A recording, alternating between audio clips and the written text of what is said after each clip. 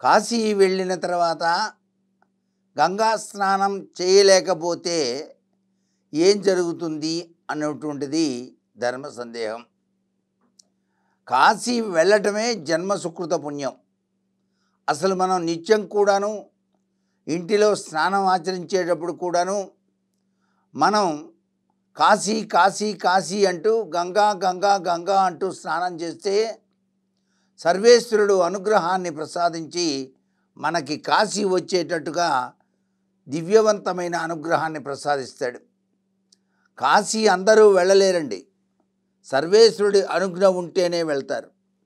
కాశీ వెళ్ళలేకపోయామనే దిగులు పడుతూ కాశీ గంగను తలుచుకుంటూ ఇంటిలో స్నానం చేసిన వారు మాత్రం తప్పనిసరిగా ఊహించిన విధంగా కాశీ వెళ్ళి గంగలో స్నానం చేసి రావడం కూడా జరుగుతుంది. అదంతా దేవుని మహిమగా మనం చెప్పుకోవాలి. ఆ విశ్వేశ్వరుణ్ణి దర్శించడం, కాశీలో మనం గనక గంగా స్నానాన్ని గనక ఆచరించినట్లయితే జన్మ జన్మాంతరాల పాపాలన్నీ కూడా ప్రక్షాళనమైపోతాయి. ఆ గంగను ఇంటికి తెచ్చుకొని మనం నిత్యం కూడాను ఆచరించేటువంటి పూజాది కార్యక్రమాల్లో కూడాను అభిషేక సమయంలో కూడాను ఆ యొక్క పవిత్రవంతమైనటువంటి గంగను వినియోగిస్తూ ఉంటాం. ఇలా వినియోగించడం వల్ల మనకు అదృష్టం పట్టి తీరుతుంది.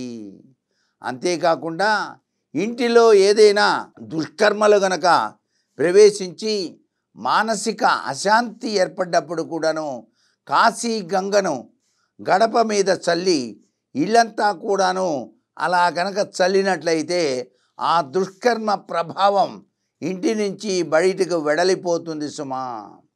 అంటే తెలిసి తెలియక పొరపాట్లు గనక జరిగినప్పుడు ఆ పొరపాట్ల నుంచి రక్షించుకోవడానికి కూడాను కాశీ గంగను నెత్తిన చల్లుకొని గనక స్నానం చేసినట్లయితే ఆ పాపాలన్నీ ప్రక్షాళనమవుతాయి. కాబట్టి కాశీ వెళ్ళిన వాళ్ళు గంగలో స్నానం చేయకుండా ఎలా రావాలి చెప్పండి.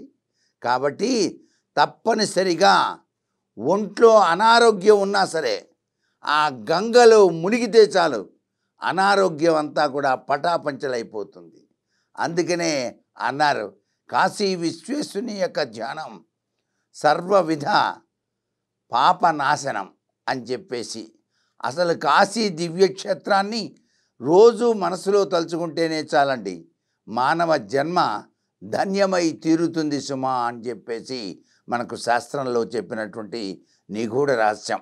అయితే ఇక్కడ ఒక విషయం గుర్తుపెట్టుకోవాలి ప్రతి వాళ్ళు కూడా. మేమంతా కూడాను కాశీ దర్శించడానికి వెళ్తున్నాం అని చెప్పేసి భావించినప్పుడు మొట్టమొదటి రోజున కాశీ విశ్వేశ్వరుని దర్శించడానికి వెళ్తాం కదా అని చెప్పేసి సామానంతా సర్దుకొని అన్ని ఏర్పాట్లు చేసుకున్న తర్వాత ఒక బ్రాహ్మణోత్తముని పిలిచి కాలభైరవునికి అక్కడ అర్చన చేసినట్టుగా భావించి ఆ రోజు సశోభితమైనటువంటి విందు పెట్టాలి బ్రాహ్మణోత్తముడికి ఇంట్లోనే. అలా కనుక పెట్టినట్లయితే కాలభైరవుని ఆజ్ఞ మనకు చక్కటి యోగాన్ని ప్రసాదిస్తుంది. చాలామంది తెలియక కాశీ వెళ్ళగానే మొట్టమొదటిసారిగా కాలభైరవుని దర్శించడానికి వెళ్తారు. కాలభైరవుణ్ణి మాత్రం వెంటనే దర్శించకూడదు. డుండి వినాయకుడిని దర్శించాలి, తర్వాత విశ్వేశ్వరుని దర్శించాలి. కాశీలో ఎన్ని రోజులైతే నువ్వు ఉందామనుకున్నావో అన్ని రోజుల పాటు ఉండి వచ్చేటప్పుడు కాలభైరవుణ్ణి దర్శించి అయా వెళ్ళొస్తామని చెప్పేసి నమస్కారం చేసి కాలభైరవ అష్టకం చదవాలి. అప్పుడే మన కాశీ యాత్ర సఫలీకృతం అవుతుంది అనేటువంటి విషయాన్ని గురించి పెద్దలు ఈ విధి విధానాన్ని మనకు తెలియజేశారు.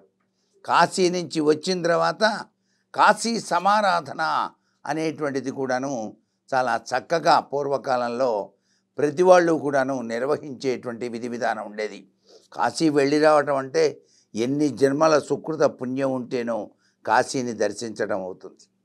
అటువంటిది కాశీకి వెళ్ళి గంగా స్నానం చేయలేకపోతే దోషమా అంటే తప్పనిసరిగా దోషమే. ఆ దోషాన్ని తొలగించుకోవడానికి కూడా కాశీ కాశీ కాశీ అన్నా కూడా ఆ దోషం తొలగిపోతుంది అని చెప్పేసి మనకు శాస్త్రంలో చెప్పారు.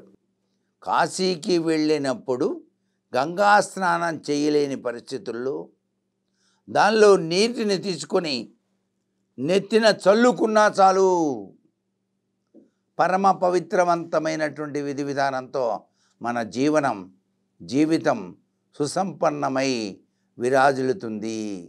కాశీ విశ్వేశ్వర అంటూ మనసు నిండా తలుచుకుంటూ, కాశీ అన్నపూర్ణేశ్వరి అమ్మా అంటూ ఆ తల్లి ప్రసాదాన్ని మనం అక్కడే స్వీకరించి రావచ్చు. ఇంత మహిమాన్వితమైనటువంటి తత్వం ఆ కాశీ దివ్యక్షేత్రంలో ఇప్పటికీ కూడాను మన కళ్ళ ముందు కనిపిస్తూనే ఉంటుంది.